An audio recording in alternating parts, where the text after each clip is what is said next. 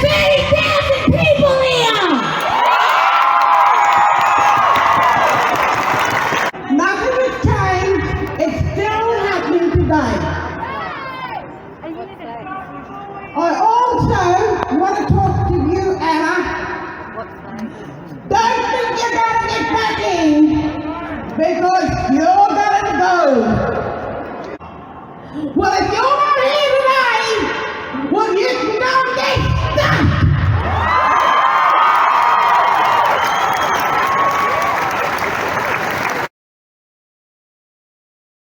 Why are they burning down their cities? I had so much sympathy for them, those people, without really considering who they are referring to when they say they, them, those people.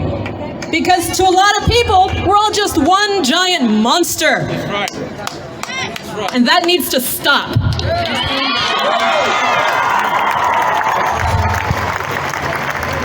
I grew up in suburban Pennsylvania in a very white community, a very white school district. Everyday racism was not just a trending topic in my home, it was our reality.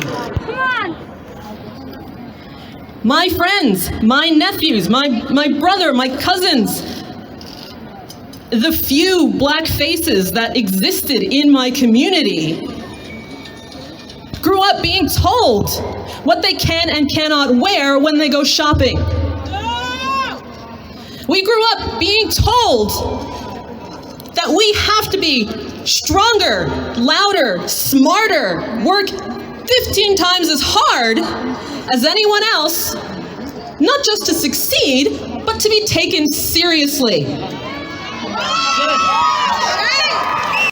For my nephew's life is that if and when they run into some sort of problem with the racist police, that there will be cameras there. We've seen so many videos of people being killed by police. What about the ones that are not on camera?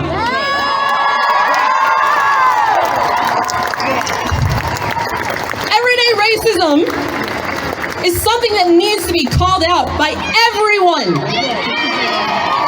Solidarity is not just a hashtag. So what are you going to do when we're not trending anymore? Are you going to call out everyday racism? Are you going to call out corporations and people making millions off of the backs of traditions and symbols and aesthetics from black people that they have taken and capitalized on? Look within yourself, confront your own internal prejudices.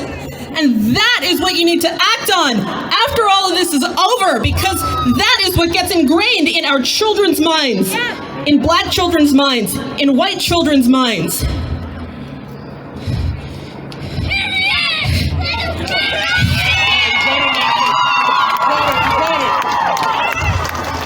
After you leave here today, after you've posted all this stuff on your Instagram, on your Facebook, which you should do, the conversation doesn't end there. Remember that. Solidarity is not just a hashtag.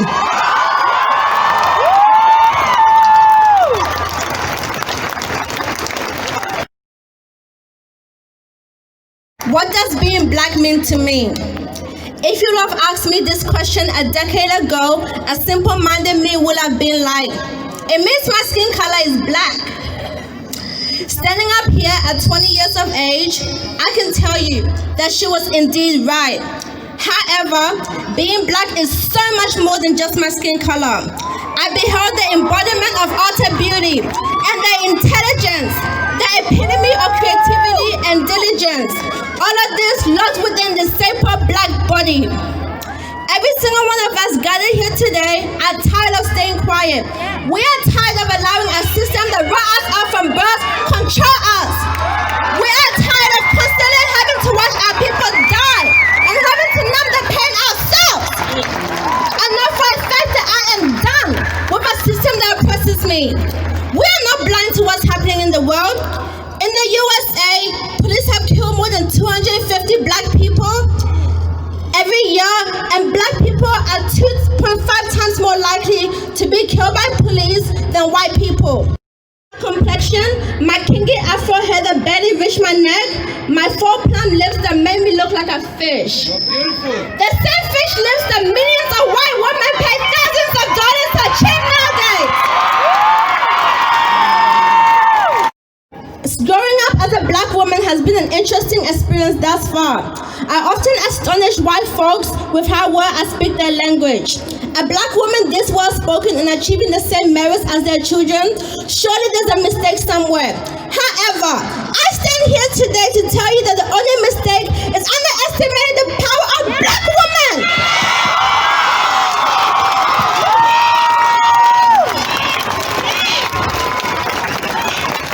This process is important as we are the generation that alters their agenda and starts a debate, as those in power may try to ignore us.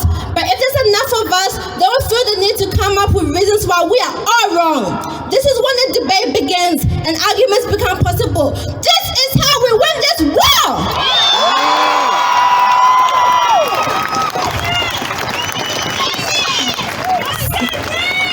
Since they can no longer enslave us like animals, they slaughter us. Because if I can't have you, no one can. I refuse to be put down. I refuse to be shut down. My black skin threatens and they should all be afraid.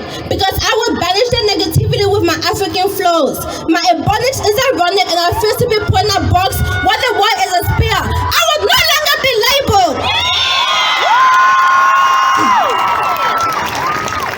This is the generation of change. And like Nelson Mandela, Rosa Parks, Martin Luther King Jr., Malcolm X, and our prophets of old, I fight for freedom and will fight to preserve the integrity of my black skin. I stand in solidarity with Aboriginal and Torres Strait Islander people and every other person of color against systematic racism, police brutality, urban incarceration, and death in custody of our people, not their people.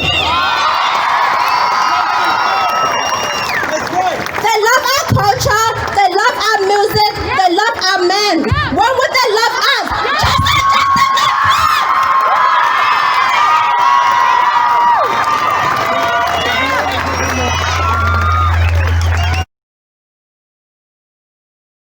A few days ago, for the first time in my life, I've been here for 20 years. I came as an IT student. You know, I thought I was smart. I was studying IT, but I had an opportunity.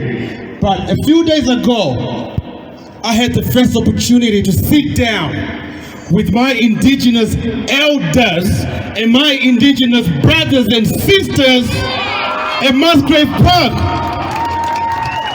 You know, I have not seen my elders. I came here, my dad passed away when I was 12. I came here to study. A year later, my mama passed away. So, if I don't have any elders in my life, if I don't have any brothers and sisters in my life, who am I going to look up to? And when I sat down a few days ago and heard our elders talking, it reminded me that the messages they were talking about are the messages that my elders back in Zimbabwe used to talk about. And I thank you for that, for accepting me. Because you know what? We are together. They talked about apartheid. That's what they called it over there. Apartheid. Segregation. We look at what's happening to our brothers and sisters in America. It is the same thing. They've just been hiding it and hiding it. Oh, hold up. Here in Australia, when I've been listening to my brothers and sisters telling me about the 430 people that, our brothers and sisters that died in custody. And yet, our PM to say, we don't have those problems in Australia. You know what? And I know it's been a very, very stressful week for all black people and all white people that are here fighting this message. We are one together. It's been a stressful week. It's been a very stressful week. And the most important thing, like I heard the elders saying, okay, we have to come together, we have to get to know each other. Like black people, looking cool, no trouble with nobody. And because this message that we're carrying today is not just for Black Lives Matter, it starts now, but we gotta keep on moving, because like Nelson Mandela said, it's a long walk to freedom. Thank you.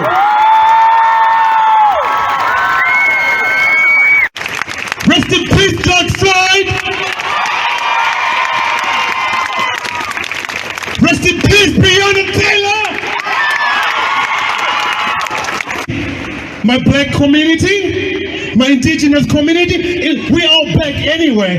And all the white people that are here, when the kids are at home, you gotta start teaching the people, and you gotta start that at home. And when you start it at home, you're teaching all these young children, and then that, we know what racism is. They can talk about it. Our kids won't get bullied in schools. We gotta have these discussions. Brothers and sisters that have never been recognized,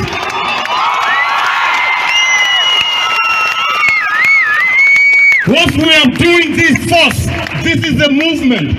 I've been listening to it. We should do this more often. But you know what? We all gotta get to know each other, and we all gonna start talking about each other so we can all learn how to respect each other. But before I finish, and I didn't tell you, my name is Kelvin Ralph. My name didn't matter. My message was the reason why I'm here today.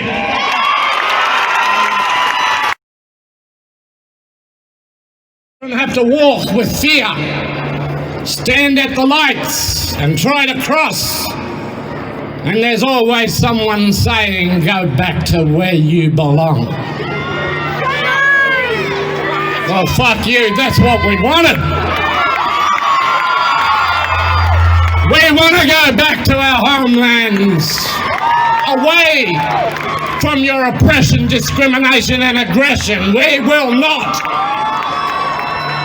continue to allow you to take away our basic human rights and fundamental freedoms. That is my God-given right. And there is a sovereign birthright in this country that has not yet been recognized. And that it means that it is a white problem, not a black problem. You're gonna have to talk to your relatives.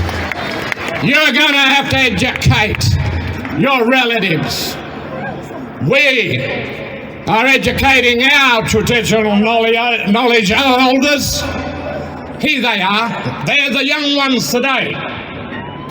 Like the one we got back yesterday. We have to maintain this land for these people. Pass on our knowledge to these young men and women here who are the traditional owners. They become our knowledge holders. They will be our wise ones. They will be the ones who will govern our communities under Aboriginal laws, customs, traditions and belief systems. You need to recognise that we are a civilization that has existed for 100,000 years and more. We want you to stand with us, and we will walk together today, even though thousands walked over the Story Bridge in Sydney some years ago. You know what? It wasn't enough. It wasn't enough to move that white parliament. So, organise. Down from the ground, from out of the school, from out of the community, all the way back up, all the way up. Find your place and your purpose inside your struggle for human rights.